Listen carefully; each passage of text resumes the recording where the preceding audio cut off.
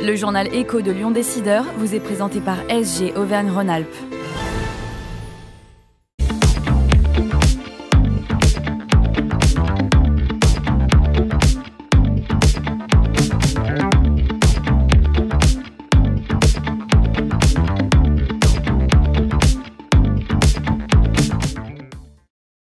Bonjour et bienvenue dans le journal Écho de Lyon Décideur. Frédéric Girard, président de France Biotech, est de passage à Lyon, l'une des places fortes des biotech en France.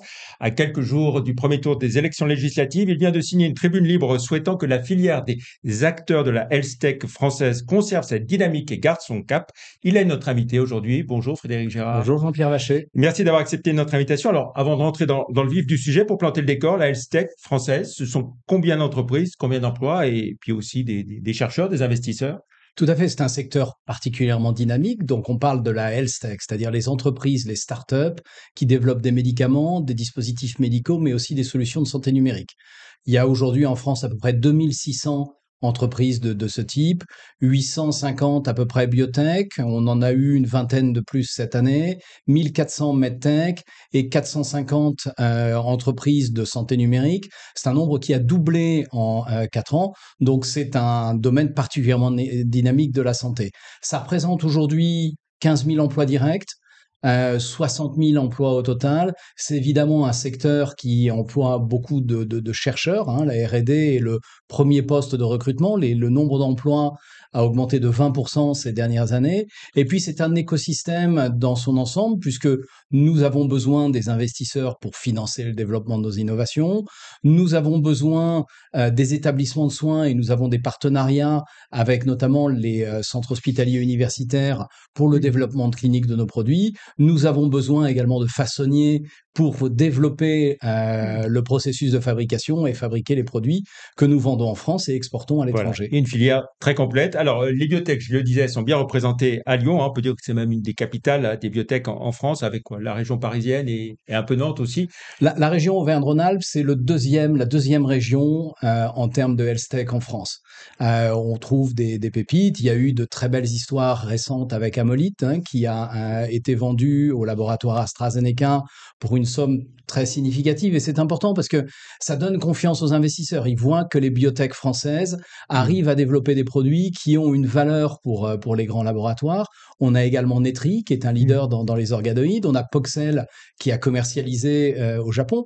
Et il n'y a pas que les biotech, il y a également les entreprises qui développent des dispositifs médicaux comme HealthShep ou des dispositifs médicaux numériques comme Diabeloop. C'est pas par hasard. Il y a une véritable histoire des industries de santé ici dans la région Auvergne-Rhône-Alpes et à Lyon en particulier. Donc, vous parlez d'un écosystème foisonnant, dynamique et résilient, une France bien placée notamment en matière d'intelligence artificielle. Tout à fait. L'intelligence artificielle, c'est finalement la convergence de deux domaines d'excellence français.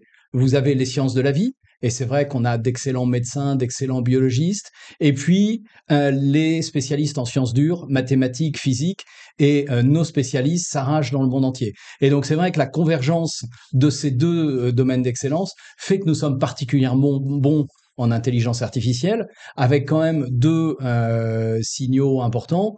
Eh bien, ces spécialistes, il faut les garder parce qu'ils sont très demandés dans le monde entier. On a besoin d'avoir un écosystème très attractif. Et puis, pour que l'intelligence artificielle fonctionne, il faut un accès aux données de santé. On a des données de santé de qualité en France, mais leur accessibilité est parfois difficile. Alors, dans cette tribune libre que vous signez en tant que président de France Biotech, vous partez de ce constat que vous venez d'expliquer, mais vous estimez aussi, je cite, cette dynamique est fragile et vous dites que nous devons la protéger. Par quoi est-elle menacée, cette dynamique, les programmes du Rassemblement national ou du nouveau Front populaire? Alors, la tribune se veut totalement apolitique. Nous, on représente une filière, on représente nos adhérents. Et donc, ce que l'on voulait surtout, c'est lancer un appel à voter. C'est-à-dire ceux qui connaissent cette filière, ceux qui ont un intérêt dans l'innovation en santé, plus largement ceux qui ont un intérêt dans la santé, je dirais c'est tous nos concitoyens, puisque c'est la première préoccupation des concitoyens. Il faut qu'ils aillent voter avec un sens des responsabilités. On a un écosystème qui s'est beaucoup développé. C'est un écosystème qui est fragile parce que de la découverte de la molécule jusqu'à sa disponibilité pour le patient, il s'écoule 15 ans et ça représente un investissement de l'ordre d'1 milliard de dollars. Mmh. Et donc, avec des barrières réglementaires qui sont très élevées. Donc, pour que ce système garde son dynamisme, il faut qu'il puisse se financer. Mmh. Et le financement, c'est les subventions publiques, c'est les investisseurs privés, c'est une fiscalité attractive. Et on a en France en particulier le crédit impôt recherche, qui est une source de financement majeure Mais justement, vous êtes inquiet, vous pour avez les peur startups. que certains veuillent Et le remettre en cause? dernier élément, c'est un accès au marché qui soit facilité.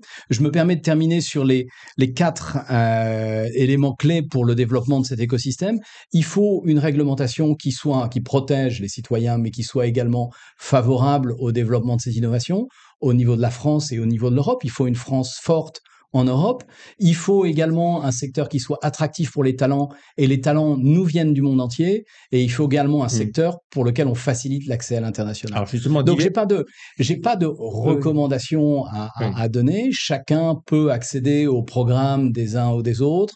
Aujourd'hui, hier, se faire sa propre idée. Ce qui est important, c'est que si on veut maintenir ce dynamisme, ces fondamentaux puissent perdurer en France de façon à garder la France dans la course. Par exemple, quand vous parlez de diversité des talents, on sait que certains, voilà, le Rassemblement national, pour pas les citer, sont opposés à toute nouvelle immigration, qu'ils n'ont pas forcément envie qu'il y ait de nouveaux étudiants étrangers, etc.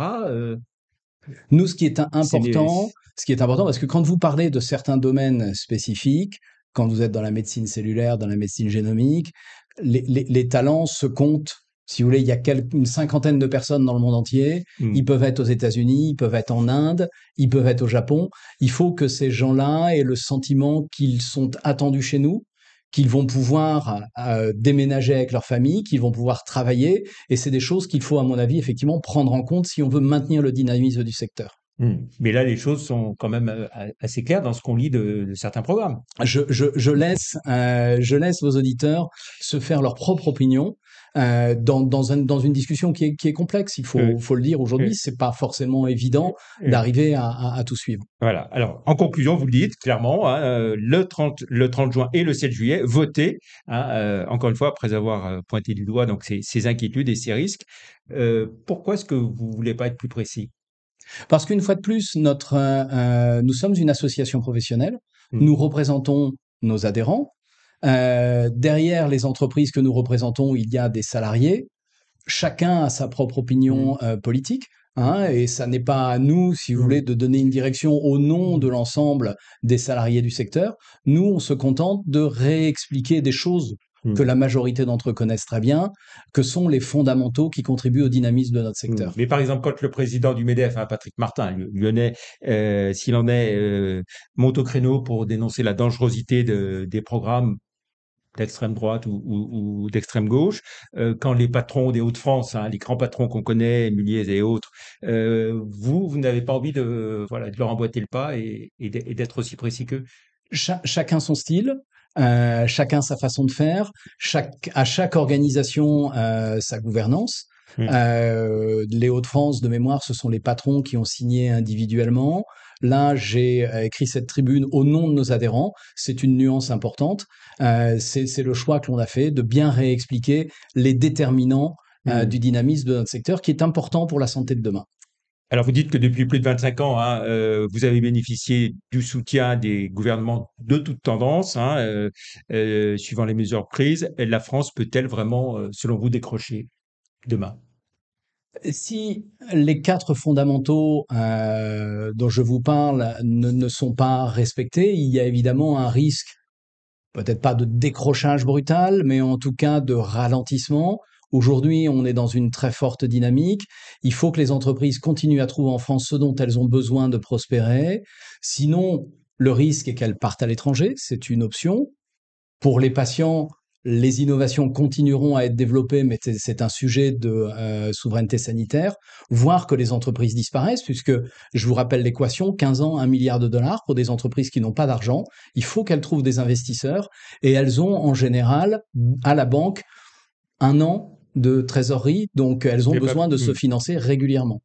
Très bien. Et on en voit une, oui, qui est en train de faire une augmentation de capital. Faxiam, une entreprise lyonnaise. 60% des entreprises aujourd'hui sont en cours de levée de fonds.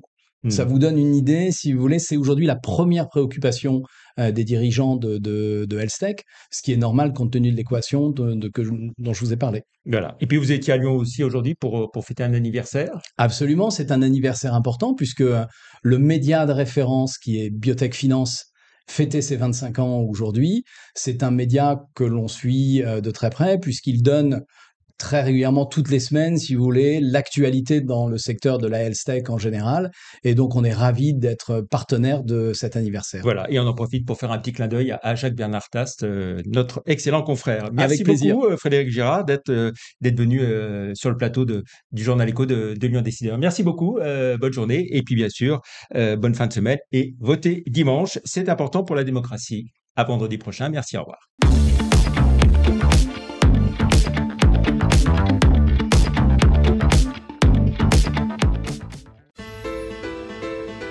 Faites grandir vos idées avec SG Auvergne-Rhône-Alpes.